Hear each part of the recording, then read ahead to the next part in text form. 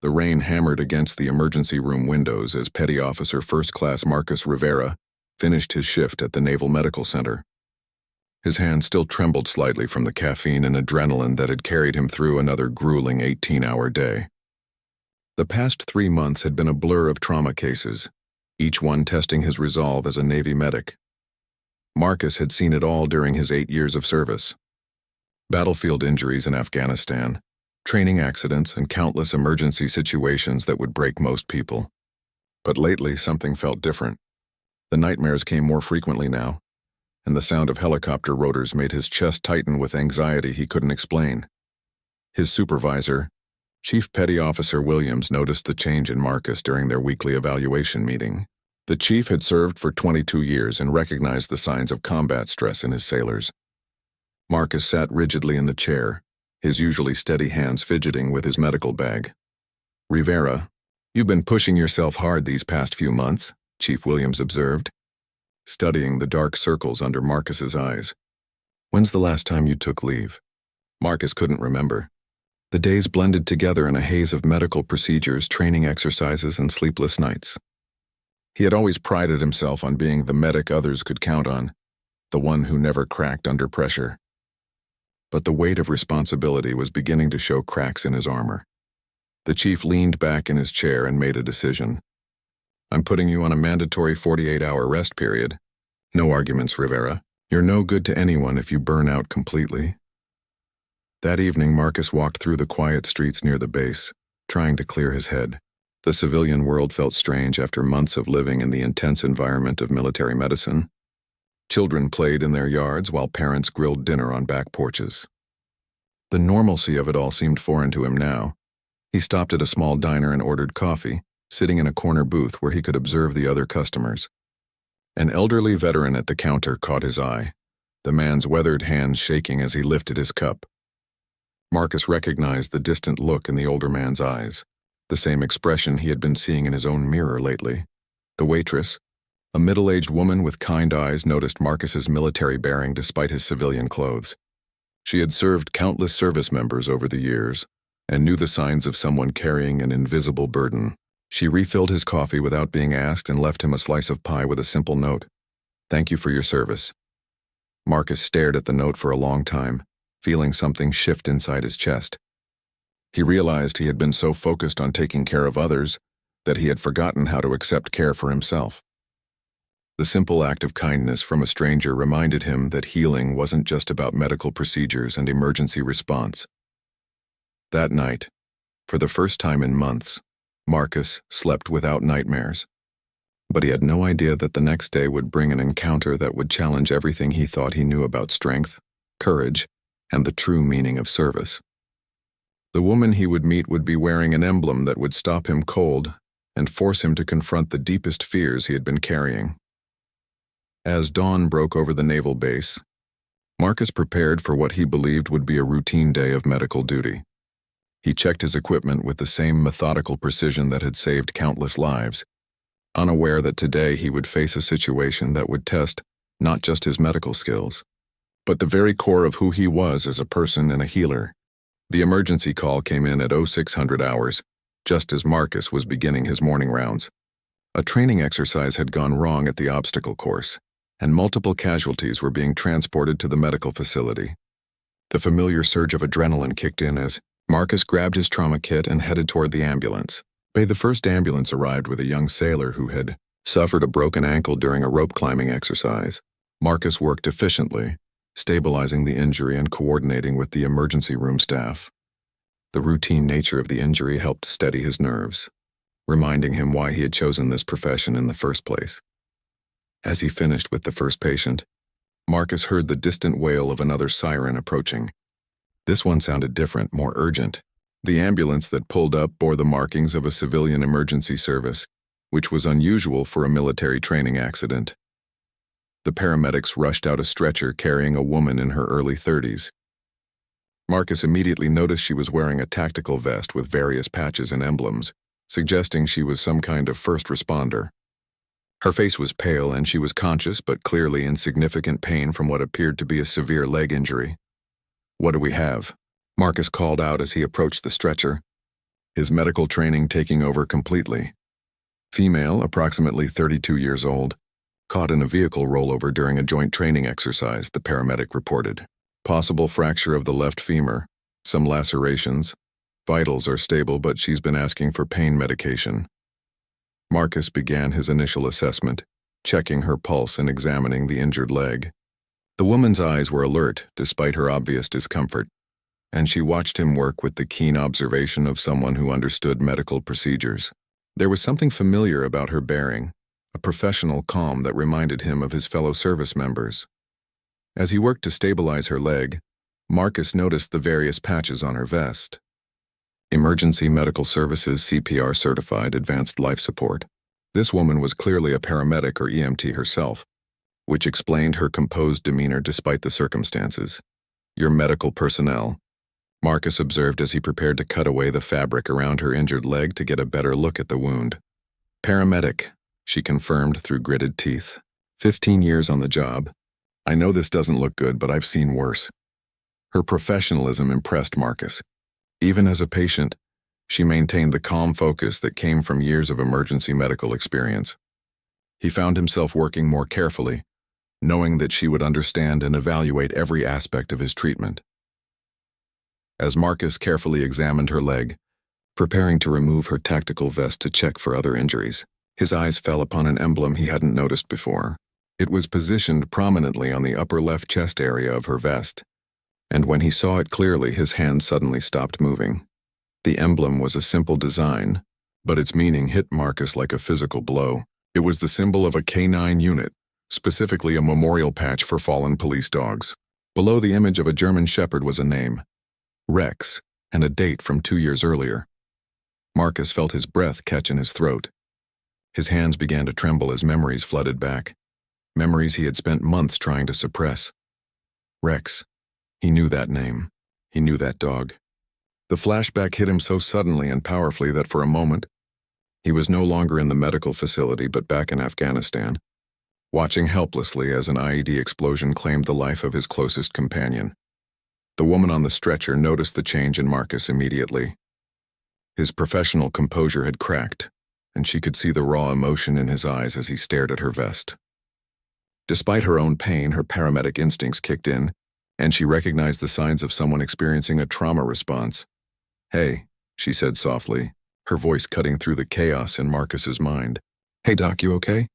Marcus stood frozen beside the stretcher, his medical training warring with the emotional tsunami that had just crashed over him. The woman's gentle voice seemed to come from far away as the sterile hospital environment faded into the dusty landscape of his memories. Afghanistan.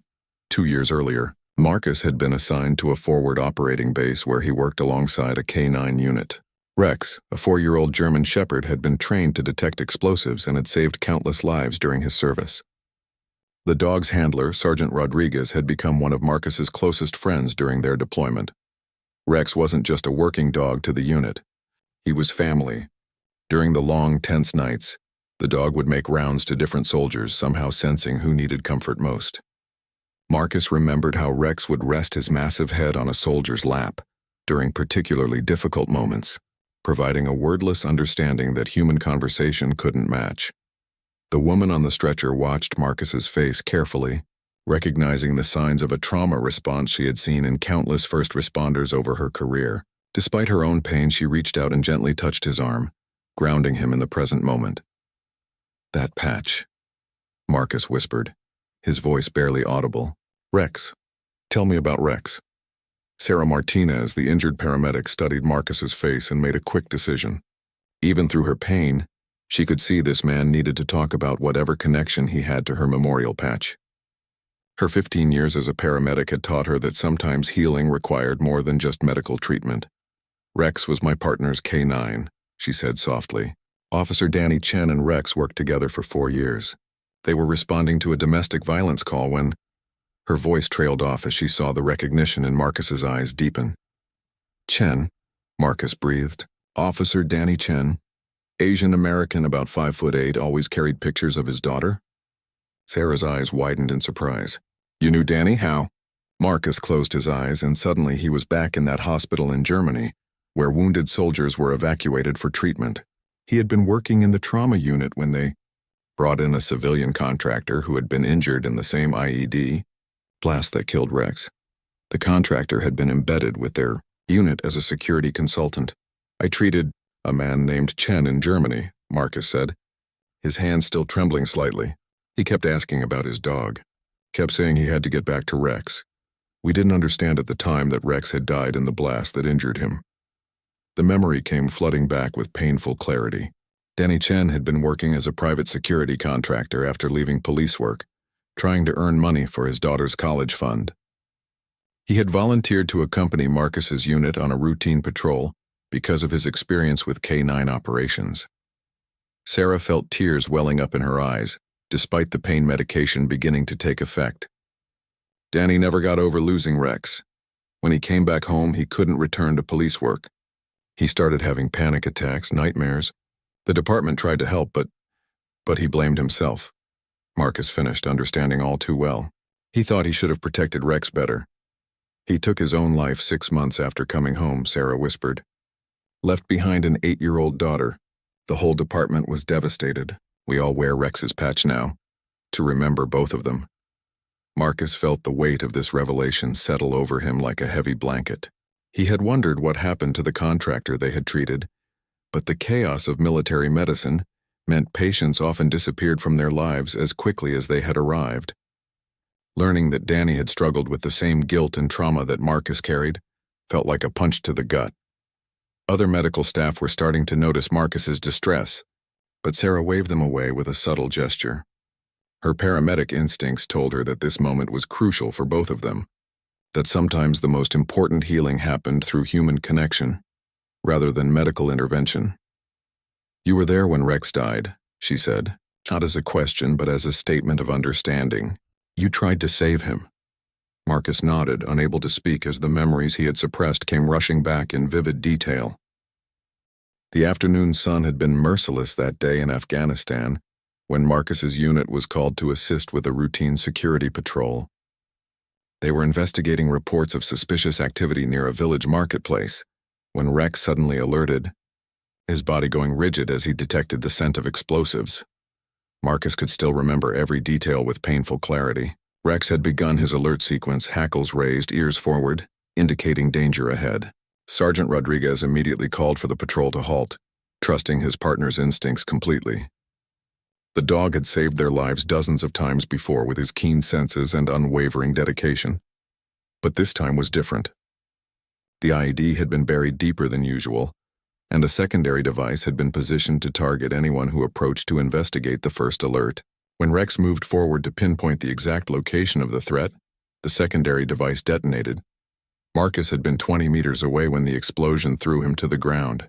His ears were ringing and dust filled the air so thickly he could barely see.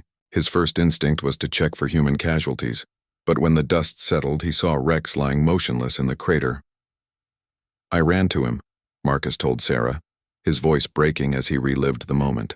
Rodriguez was unconscious from the blast and Chen was trapped under debris from a collapsed wall. But all I could think about was Rex. Sarah listened intently, recognizing the therapeutic value of finally sharing a traumatic memory that had clearly been eating away at Marcus for years. Despite her own injury, she found herself drawn into his story, understanding the profound bond between service members and their K-9 partners. Marcus continued, his hands steadying slightly as he spoke. Rex was still breathing when I reached him. His eyes were open and he was trying to lift his head. I knew immediately that his injuries were too severe, but I couldn't accept it. I started working on him like he was human, trying to stop the bleeding, checking his airway. The memory of Rex's labored breathing and the trust in the dog's eyes as Marcus worked frantically to save him had haunted the medic for 2 years. Dogs had an incredible ability to sense human emotions, and even in his final moments, Rex had seemed to understand that Marcus was trying to help. He died while I was working on him, Marcus whispered. I felt his heart stop under my hands. Rodriguez came to just as it happened, and the sound he made when he realized Rex was gone. I've never heard anything like it. Sarah reached out and squeezed Marcus's hand with surprising strength for someone in her condition. You did everything you could. Rex knew that.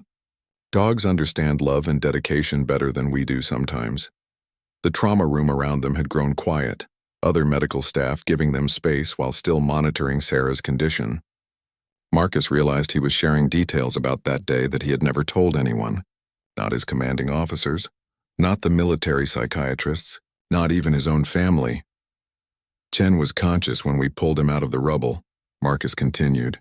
He kept asking about Rex, kept saying he should have been faster, should have realized the danger sooner. I lied to him. I told him Rex was being treated by another medic. I couldn't bear to tell him the truth while he was so badly injured. Sarah nodded, understanding. Sometimes protecting someone from immediate trauma is the right choice, even if it means difficult conversations later. Marcus felt a weight lifting from his chest as he spoke. For months he had carried the guilt of lying to Chen, wondering if honesty would have been better. But Sarah's validation helped him understand that his instinct to protect an already traumatized man had been compassionate, not cowardly. When we evacuated Chen to Germany, he was barely conscious, Marcus said. I never got to tell him the truth about Rex. I always wondered what happened to him after that. The irony wasn't lost on either of them. Here they were 2 years later, brought together by chance and connected by tragedy. Sarah, wearing the memorial patch of the dog Marcus had tried to save, was now the patient relying on his medical skills. Chen talked about you sometimes, Sarah said softly, after he came back. He remembered a Navy medic who stayed with him, who kept him calm during the evacuation. He said you told him everything would be okay. Marcus felt tears he had been holding back for months finally begin to fall. The tears Marcus had been holding back for 2 years fell freely now, each drop carrying the weight of survivor's guilt, professional responsibility, and unprocessed grief. Sarah watched him with the compassion of someone who had seen countless first responders break down. Under the weight of trauma they thought they had to carry alone. Danny would want you to know that. You're not responsible for what happened to him after he came home, Sarah said gently, her voice cutting through Marcus's emotional storm. His struggles weren't because of anything you did or didn't do that day. Marcus wiped his eyes with the back of his hand, aware that he was crying in front of his patient, breaking every rule of medical professionalism he had ever learned. Yet somehow Sarah's presence made it feel safe to finally let down the walls he had built around his trauma. After Danny died, the entire police department went through grief counseling, Sarah continued, shifting slightly on the stretcher to face him better despite her injury. We learned that survivor's guilt affects everyone differently. Danny couldn't forgive himself for Rex's death, just like you've been carrying guilt about not saving Rex and not telling Danny the truth. Marcus nodded, recognizing the truth in her words but still struggling to accept absolution. His medical training had taught him to save lives, and every loss felt like a personal failure. Rex's death had been particularly devastating because the dog had died protecting others, embodying the selfless service that Marcus had dedicated his own life to. Tell me about Rex, Marcus said, needing to understand the dog beyond that final traumatic moment. What was he like before Afghanistan? Sarah smiled despite her pain, grateful for the opportunity to share positive memories. According to Danny, Rex was the most dedicated working dog he'd ever seen. But off-duty he was basically a giant puppy who was terrified of vacuum cleaners and had an obsession with tennis balls. The image of the brave K9, who had saved so many lives being afraid of household appliances, brought a weak smile to Marcus's face. It reminded him of the humanity that existed even in the most serious military and law enforcement contexts. Danny used to bring Rex to community events, Sarah continued. Schools, nursing homes, charity functions. Rex loved children especially. He had this gentle way of approaching kids who were scared of dogs, like he understood they needed extra patience. Marcus found himself thinking about his own motivations for becoming a medic. Like Rex, he had been drawn to service that protected others, but he had never considered how his dedication might appear to those he helped. The idea that his care had meant something to Chen, even in that chaotic moment, began to shift his perspective on his own actions. The department has a memorial wall now, Sarah said. Rex's photo is there alongside the human officers we've lost. Danny's daughter Emma comes to visit sometimes. She's 10 now, living with her grandmother. She always touches Rex's photo first, then her father's. The mention of Chen's daughter hit Marcus hard. He thought about all the children who had lost parents in service, and how the ripple effects of trauma extended far beyond the immediate victims. Emma had lost both her father and his beloved partner, carrying a grief that no child should have to bear. Chief Williams appeared at the entrance to the trauma bay, having heard about Marcus's distress from other staff members. He took in the scene with the experienced eye of a senior non-commissioned officer who had seen many sailors struggle with combat trauma. Rather than interrupt, he positioned himself nearby, ready to provide support if needed. "I want to meet her," Marcus said suddenly, surprising himself with the declaration. "Emma. I want to tell her about her father, about how brave he was that day." Sarah studied his face carefully. "Are you sure? That's a big step, and it might bring up difficult emotions for both of you." Marcus took a deep breath, feeling something shift inside his chest. For months he had been running from his memories, trying to bury them in work and routine, but talking with Sarah had shown him that healing might require moving toward the pain rather than away from it. "I need her to know that her father was a hero," Marcus said with growing conviction. "Not just because of how he died, but because of how he lived. Rex died protecting people, and Chen spent months in the hospital asking about his partner. That kind of love and dedication deserves to be remembered." Sarah nodded slowly, seeing the determination growing in Marcus's eyes. This was the moment when grief began transforming into purpose, when survivors' guilt started becoming a motivation to honor the fallen rather than simply mourn them. 3 weeks after his encounter with Sarah, Marcus found himself standing outside Jefferson Elementary School, his dress uniform crisp and his hands trembling slightly with nervous energy. Sarah had arranged for him to meet Emma Chen through the school counselor, who had been working with the girl since her father's death. The meeting had taken careful planning. Emma's grandmother, Mrs. Chen, had initially been hesitant about her granddaughter meeting someone connected to her son's traumatic experiences. But after speaking with Sarah and learning about Marcus's genuine desire to share positive memories of her son, she had agreed to the meeting. Marcus carried with him a folder containing photos from Afghanistan that showed Danny Chen working with Rex, images that had been cleared by military censors and showed the pair during calmer moments of their deployment. He also had a letter from Sergeant Rodriguez, who had recovered from his injuries and wanted Emma to know how much her father and Rex had meant to their unit. The school counselor, Ms. Thompson, met Marcus at the main office and led him to a quiet conference room decorated with children's artwork and motivational posters. She had prepared Emma for the meeting, explaining that a soldier who had known her father wanted to share some stories with her. When Emma walked into the room, Marcus was struck by how much she resembled the photos he had seen of her father. She had Danny's serious dark eyes and his careful way of observing before speaking. Despite being only 10 years old, she carried herself with a maturity that spoke to the challenges she had faced. "Hi, Emma," Marcus said gently, kneeling down to her eye level. "My name is Marcus. I was a friend of your dad's when he was overseas." Emma studied him with the same analytical gaze he remembered from her father. "Did you know Rex too?" she asked, her voice quiet but direct. "I did," Marcus replied, feeling his throat tighten with emotion. "Rex was one of the bravest dogs I ever met." "Your dad loved him very much," Emma nodded solemnly. "Daddy used to video call me from Afghanistan. Sometimes Rex would bark in the background and Daddy would hold the phone so I could see him. Rex had really big ears." Marcus smiled, remembering how Rex's oversized ears had been a constant source of amusement among the troops. "Your dad used to say that Rex's big ears helped him hear danger better. He was very good at keeping everyone safe."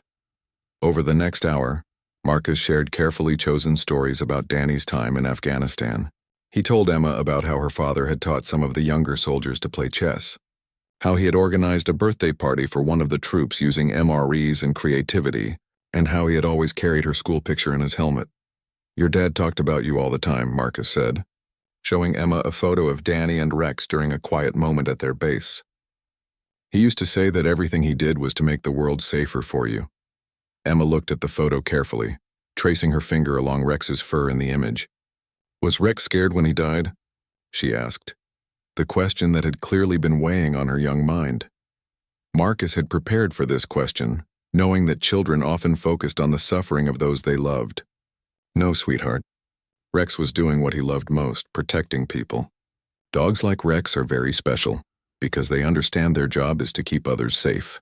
He wasn't scared because he was with your dad and other people who loved him." The truth was more complex, but Marcus chose to emphasize the love and purpose that had defined Rex's life, rather than the trauma of his death. Emma needed to understand her father's partner as a hero, not a victim. Emma was quiet for several minutes, processing this information. Finally, she looked up at Marcus with eyes that seemed far too old for her face. "Is my daddy in heaven with Rex?" Marcus felt his heart break for this little girl who had lost so much. "I believe they are," he said honestly. "And I think they're both proud of how brave and strong you've been." Before leaving, Marcus gave Emma a gift he had prepared with help from Sergeant Rodriguez. It was a shadow box containing one of Rex's training collars, a patch from Danny's security unit, and a photo of the two partners during happier times. The presentation case also included a letter from their commanding officer, explaining how Danny and Rex had saved countless lives during their service.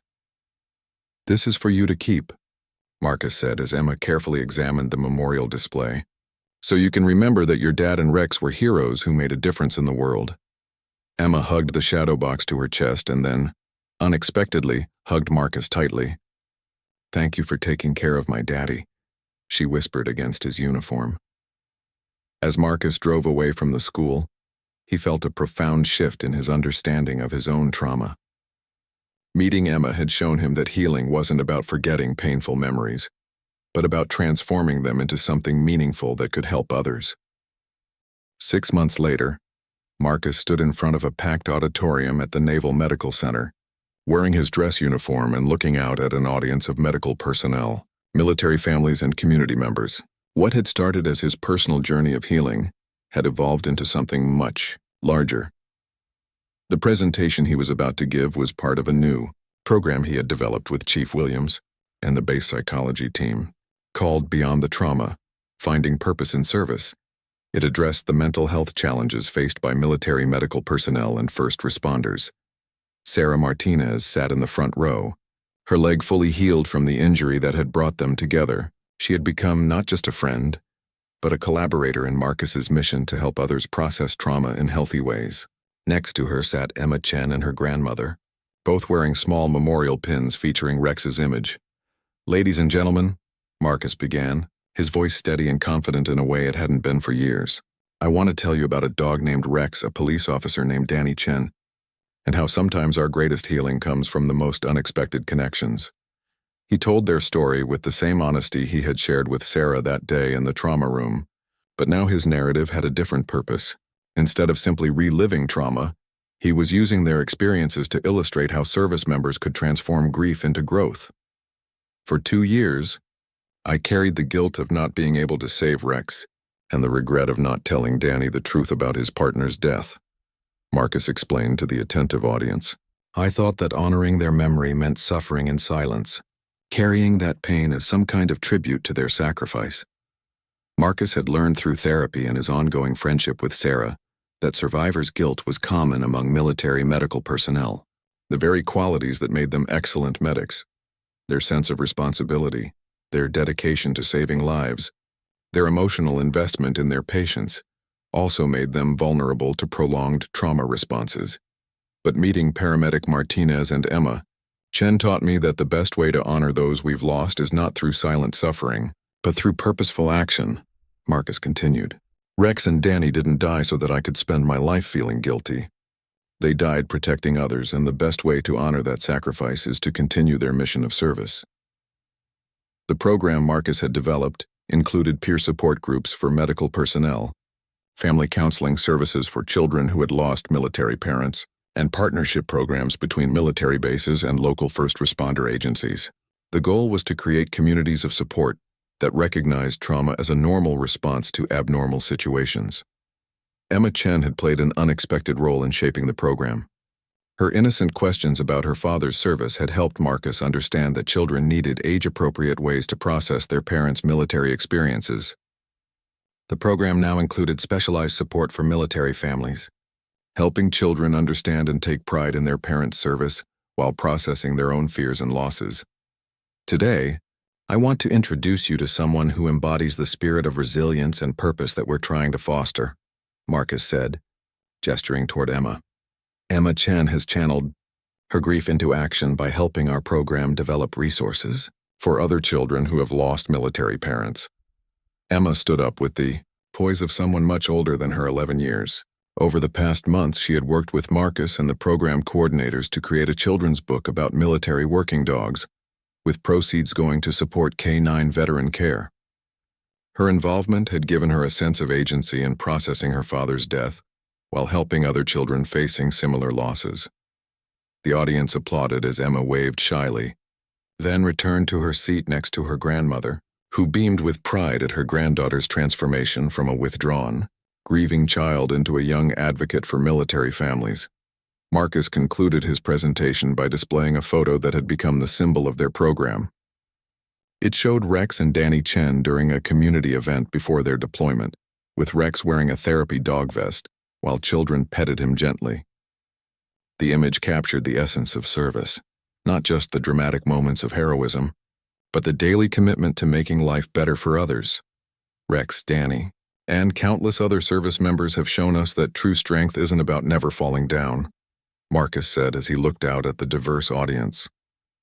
It's about getting back up, reaching out for help when we need it, and using our experiences, even the painful ones, to lift others up. After the presentation, Marcus found himself surrounded by audience members sharing their own stories of loss and recovery. A young Army medic spoke about nightmares from his deployment. A police officer's widow thanked him for giving her hope that her children could find meaning in their father's sacrifice. A Navy chaplain asked about expanding the program to other bases. As the crowd gradually dispersed, Marcus stood with Sarah, Emma, and Mrs. Chen in the quiet auditorium. The shadow box containing Rex's collar and Danny's patch sat on the table nearby, a tangible reminder of how their story had come full circle. "Your daddy would be so proud of you," Marcus told Emma, kneeling down to her level one more time. "You've helped more people than you know." Emma smiled, the genuine happiness of a child who had learned that even in loss, there could be purpose and hope. "Rex would be proud too," she said with certainty. "He always wanted to help people." Marcus nodded, feeling the truth of her words resonate in his chest. The trauma would always be part of his story, but it no longer defined him. Instead, it had become the foundation for a mission that honored the fallen while healing the living, proving that sometimes the most profound healing comes not from forgetting our pain, but from transforming it into service to others.